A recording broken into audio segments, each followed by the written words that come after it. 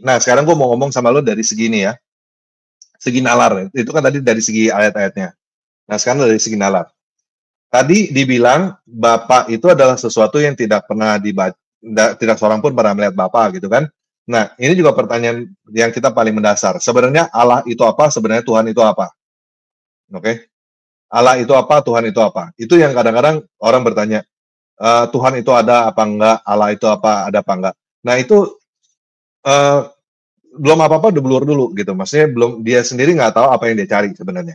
Nah, jadi gue mau dasar dulu gini. Kita setuju gak bahwa kalau tadi kan dari segi bahasanya orang Kristen Allah dan Tuhan tuh beda ya. Jadi gue nggak mau ngomongin tentang Tuhan nih. Sekarang gue mau ngomongin tentang Allah, gitu. Tentang God, bukan Lord, God ya, bukan Rob, tapi Ilah. Nah, satu hal yang kita perlu pahami adalah ada yang namanya kata abstrak, dan benda nyata. Itu udah masih ingat gak bro? Benda konkret sama benda abstrak. Nah, Allah ini benda apa? Abstrak atau konkret? Untuk sebagian penganut agama, penafsiran agama, Allah itu nggak mungkin dia tuh abstrak. Mereka tuh nggak mau menjadikan Allah tuh ada di benda-benda abstrak gitu. Karena abstrak itu nggak konkret, konkret itu ada bentuknya gitu, ada nyata gitu. Sedangkan abstrak dia tuh orang bilang di dunia ide gitu, kayak angka, warna, bahkan ada beberapa morality di sana, di dunia platonis gitu. Itu abstrak itu ada di sana, dan mereka tuh nggak mau menempatkan Tuhan itu, atau bukan Tuhannya tapi Allah itu ada di sana. Jadi aku bakal bilang bahwa untuk kebanyakan orang, Allah tuh semestinya bukan ada di abstrak, tapi ada di benda yang konkret. Oke, tapi itu nggak sesuai dengan kenyataan kan? Kenyataannya agama manapun, lu tunjukin Tuhan lu mana, nggak bisa kan? Nggak bisa. Kenyataannya abstrak bro. Dan kalau buat gua abstrak. Yang mana yang abstrak itu si Bapa. Yang tadi dijelaskan kita baca. Tidak seorang pun pernah melihat dia. Nggak ada seorang pun pernah melihat dia. Itu artinya benda abstrak. Itu clear gitu. Jadi gue nggak mau iniin gitu ya. Nah, jadi kita perlu tahu memang abstrak gitu. Jadi seperti mungkin mereka yang menolak benda abstrak itu menganggap abstrak itu sesuatu benda yang tidak ada. Mereka menganggap abstrak itu tidak ada. Nah, gue tidak menganggap abstrak itu berarti bukan tidak ada. Mereka yang menolak itu nggak paham bahwa abstrak itu bukan berarti tidak ada. Contoh misalnya cinta, oke? Cinta itu benda nyata atau benda abstrak? Yes, aku paham. Cinta itu abstrak, tapi mereka menafsirkan bahwa sesuatu yang abstrak itu tuh nggak bisa mempunyai apa ya, disebutnya causal power ya, kekuatan yang bisa menyebabkan sesuatu ya, ke dalam dunia yang konkret. Nah, itu yang bukan dilihat oleh orang Kristen. Jadi justru orang Kristen ngelihat itulah yang menggerakkan yang real. Yang abstrak itulah yang kemudian menggerakkan yang real. Yang tidak terlihat itulah yang menggerakkan apa yang nyata. Nah, jadi seperti cinta itu benda abstrak. Negara juga benda abstrak. Agama juga itu benda abstrak. Yang benda yang nggak konkret, nggak bisa dilihat. Asuransi itu juga benda abstrak. Banyak hal sebenarnya benda abstrak dan orang nggak gitu orang-orang teologi nggak ngeliat ke arah sini nih. Gue nggak tahu apakah gue orang pertama atau gimana, gue nggak tahu. Cuman gue ngeliatnya ke sini. Kita ngomongin antar benda abstrak sama benda konkret dulu. Mereka selama ini bilangnya cuman sampai ke batas Tuhan itu ada atau tidak ada. Jadi abstrak itu dianggap tuh tidak ada karena tidak nyata. Sedangkan gue nggak ngeliat seperti itu. Dan itulah yang diajarkan di dalam Trinitarian. Jadi si Bapa ini sesuatu yang abstrak, nggak bisa dilihat, nggak bisa disentuh, nggak bisa didengar, nggak bisa diapa-apain. Tetapi bagaimana dia bisa menciptakan segala sesuatunya menjadi ada. Sama seperti tadi, cinta itu adalah sesuatu yang abstrak. Tetapi ketika gue kasih lu coklat, bro, lu tahu bahwa gue mencintai lu kan? Betul nggak? Atau misalnya, jangan lu nanti gue dianggap homo lagi. Nggak, misalnya, maksudnya, lu kasih cewek gitu, lu kasih cewek coklat, ya lu kan menunjukkan cinta lu kan gitu kan, lu kasih coklat. Nah, itu kan coklat itu adalah wujud cinta lu gitu. Tapi coklat itu sendiri bukan cinta. Betul kan? Coklat adalah coklat. Tapi karena lu yang memberikan, itu adalah wujud cinta lu. Ya kan? Nah, begitu juga kayak asuransi. Asuransi itu ada apa enggak? Kita bisa lihat perusahaan asuransi, tapi bukan asuransi. Kita bisa lihat surat perjanjian, itu juga itu surat perjanjian, bukan asuransi. Kita juga bisa ngomong ganti rugi, yaitu ganti rugi, namanya bukan asuransi. Jadi asuransi itu yang mana? Nggak bisa ditunjukkan, bro. Banyak hal yang memang abstrak. Salah satunya yang abstrak juga, Indonesia. Negara Indonesia juga abstrak. Can you show me Indonesia? Apa sih Indonesia? Yeah. Indonesia ada berapa? Indonesia ada satu kan? Semua orang pasti bilang Indonesia ada berapa? Satu. Tapi Indonesia mana? Lu tunjukin gue dong Indonesia. Nggak bisa kan? Itu kan tunjukin bendera. Itu bendera Indonesia. Terus udah gitu kita tahu juga ada bahasa Indonesia, ada bangsa Indonesia, ada tanah air Indonesia. Loh, jadi lu punya 3 Indonesia dong. Kan gitu. Tanah air Indonesia, bangsa Indonesia, bahasa Indonesia. Indonesia ada berapa? 3. Lu kalau bilang 1, wah lu salah lo. Kan gitu kan. Nah, jadi itu karena kesalahan kita melihat sesuatu yang abstrak, tapi kita mau menilainya dengan cara yang konkret. Makanya nggak nyambung, bro. Indonesia itu abstrak. Gitu. Begitu juga dengan Allah. Allah itu abstrak. Tapi kita mau coba menilai Allah itu dengan konkret. Kita mau memaksakan, seperti yang tadi lu bilang, kita mau memaksakan Allah itu harus konkret. Kalau nggak konkret berarti nggak ada. Gitu loh. Nah, itu yang tidak dilihat oleh orang Kristen, nggak seperti itu. Nah, orang Kristen lihatnya, Bapa itu abstrak. Tetapi wujudnya adalah si firman itu. Firman itulah yang bisa dilihat, bisa disentuh, bisa didengar. Firman. Perkataan itu bisa berwujud. Bisa jadi sesuatu yang dilihat, bisa sesuatu yang disentuh, bisa sesuatu yang didengar. Makanya, sampai sini ngerti gak, bro? Yes. Oke. Aku akan mengecek apakah pemahaman aku atas apa yang Abang kasih itu benar atau enggak. Jadi, aku melihat bahwa Abang menempatkan Tuhan itu sebagai Allah itu Bapa, sebagai sesuatu yang abstrak. Tetapi penjelmaannya itu tuh konkret. Aku melihat ada masalah di sana ya. Karena sesuatu yang abstrak, kayak Abang tadi bilang Indonesia, kalau si Yuval itu bilangnya realitas intersubjektif gitu loh. Jadi beberapa orang meyakini dalam otaknya Indonesia itu ada, maka Indonesia betul-betul ada gitu loh. Secara abstrak, di dunia abstrak ya. Yang kita nggak bisa nunjuk Indonesia itu mana gitu loh. Ketika kita menunjuk Bandung nih, oh ini kan tanah. Ini bukan Indonesia, ini tanah, ini batu gitu loh. Ketika kita menunjuk bendera, enggak ini kain, ini bukan Indonesia gitu loh. Tapi Indonesia itu sendiri itu ada di ranah realitas intersubjektif. Itu abstrak. Masalah dengan itu adalah sesuatu yang abstrak itu tuh bisa ada dan bisa nggak ada. Seperti Indonesia itu ada di tahun 1945, 17 Agustus tahun 1945 jam 10 pagi misalkan. Jam 5 pagi itu belum ada. Jam 10 pagi tiba-tiba ada. Dan sesuatu yang, atau Perancis Napoleon lah katakan, ketika orang kayak tiba-tiba berpikir, Perancis itu bukan monarki. Itu realitas intersubjektif atau abstrak monarki dalam pikiran mereka itu tiba-tiba hilang, digantikan sesuatu yang lain. Konsekuensi dari ketika kita menempatkan sesuatu seperti Tuhan ke dalam dunia abstrak, kita harus menerima bahwa Tuhan ini bisa aja tidak ada ketika manusianya sepakat bahwa itu nggak ada gitu loh.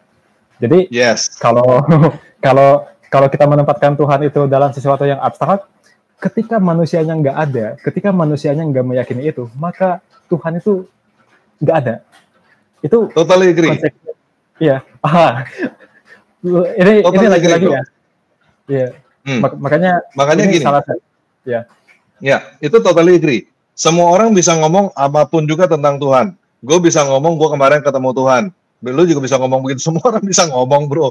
Itu memang cuman itu konsep, dan itu kan ya konsep lah gitu kan, konsep, dan buat semua orang beda. Allah buat gua sama Allah buat lu berbeda. Orang Kristen sama orang Islam aja berbeda, gua sama Kristen aja juga berbeda. Itu memang konsep. Realitanya Allah itu konsep. Dan kalau kita ngomong secara itu memang nggak bisa dibuktikan. Tetapi inilah yang membedakan antara Kristen dengan yang lain. Gitu. Ini kita ngomong di 1 Yohanes 1 ya. Apa yang telah ada sejak semula, yang telah kami dengar, yang telah kami lihat dengan mata kami dan yang telah kami saksikan. Jadi ini kan, dan yang telah kami raba dengan tangan kami. Berarti ini kan sesuatu yang konkret, bro. Didengar, dilihat, dirasakan, disaksikan, diraba. Sesuatu yang konkret tentang firman hidup. Tentang firman hidupnya, itulah yang kami tuliskan kepadamu. Jadi yang disaksikan itu, yang dikasih tahu adalah sesuatu yang konkretnya gitu. Jadi kayak tadi misalnya, apakah Apriyadi ada cinta gitu? Apakah ada cinta? Yang ditulis di sini, yang dikasih tahu adalah memang coklatnya. Ini gue dapat coklat dari Apriyadi loh, gitu. Ini konkretnya nih. Itu yang kami saksikan, kami kasih tahu lu nih. Ini yang kami lihat, kami sentuh, kami raba. Gue dapat coklat dari Apriyadi, gitu. Gue bukan berandalan kepada spekulasi apakah lu punya cinta atau tidak. Tetapi pada kita dapat coklat dari Apriyadi. Dari konkretnya, bro. Nah, itu yang membedakan. Jadi kayak Tuhan-Tuhan yang lain ada apa enggak? Ya buktinya mana? Kalau kita punya bukti. Jadi kayak misalnya gini, kita ngomong Tuhan cuma satu. Oke. Ya, kayak kalau Hindu lain ya, Hindu punya itu banyak terserah. Cuman kayak misalnya, kita sama-sama percaya nih, Tuhan ada satu. Pertanyaan, apakah Tuhan lu sama gue Tuhan yang sama? Kan begitu. Lu punya ibu berapa, bro? Satu lah. Satu kan? Gue juga punya ibu satu, bro. Ibu lu matanya dua kan? Ibu gue juga matanya dua. Ibu lu cantik kan? Ibu gue juga cantik. Apakah berarti ibu gue ibu lu, bro? Kan enggak, bro. Ya kan? Kan enggak begitu. Walau itu kan namanya konsep. Konsep ketuhanannya mungkin sama. Tetapi individunya yang dibicarakan itu sama atau tidak? Ada apa enggak? Itu urusan yang berbeda. Nah, kalau misalnya ibu gua sama satu, ibu lu satu, ibu gua matanya dua, ibu lu matanya dua, terus udah gitu ibu gua masih hidup, belum tentu ibu lu masih hidup, atau ibu lu masih hidup, belum tentu ibu gua masih hidup kan? Gitu, belum tentu pribadinya sama gitu yang diomongin sama. Tapi sama-sama konsepnya ibu memang cuma satu. Gitu. Semua juga ibu juga cuma satu. Mana ada yang bilang ibu gua ada dua? Nggak ada, semua juga ibu satu. Nah, ini yang problem di tauhid. Ngomongin Allah itu ada satu, Allah yang mana? Gitu. Allah yang mana? Kalau kita Allah yang konkret, yang konkretnya kita lihat, kita saksikan, kita raba, kita dengar, kita sentuh. Yaitu firman-Nya. Yang sudah datang ke dunia dalam rupa manusia. Yang dijanjikan zaman dulu, dijanjikan sebelum datang sudah ribuan tahun oleh para nabi dijanjikan, dan dia datang ke dunia. Dan itu datang secara real, kita bisa lihat, kita bisa sentuh. Nah, itu yang kita saksikan. Itu yang dimaksud di sini, bro. Gitu. Pertama aku mau bilang bahwa diskusi ini sangat menarik karena Abang Tanpa Hagi ini adalah seseorang Kristen yang sangat berbeda dengan teman-teman Kristenku yang lainnya.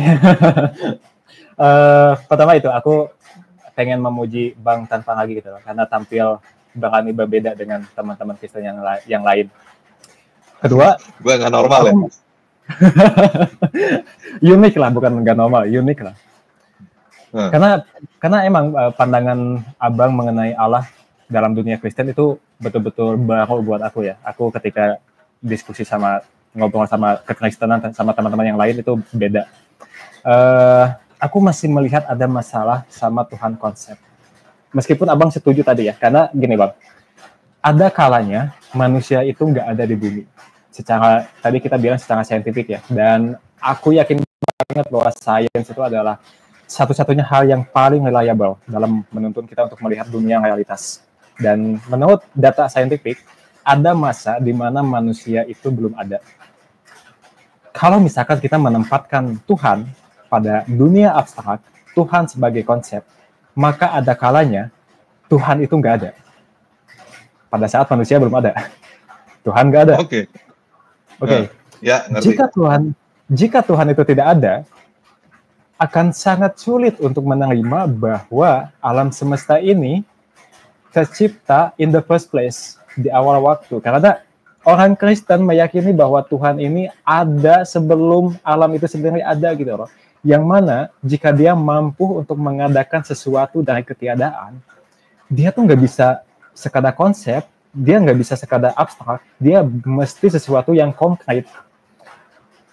Eh, contoh yang abang tadi sebut soal coklat dan itu mampu menggerakkan kita untuk membuat sesuatu, melakukan sesuatu karena cinta itu adalah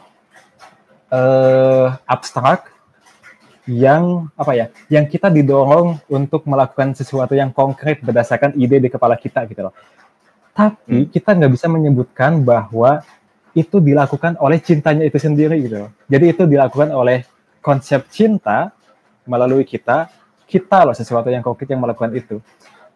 Dan itu nggak bisa disebut bahwa cintanya yang melakukan itu.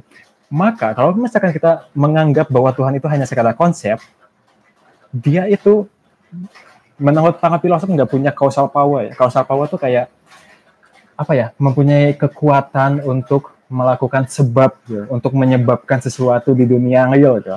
Kalau misalkan kita menganggap bahwa Tuhan itu adalah konsep, Tuhan itu sama sekali nggak bisa menciptakan alam ini di awal waktu karena dia hanya sekadar konsep.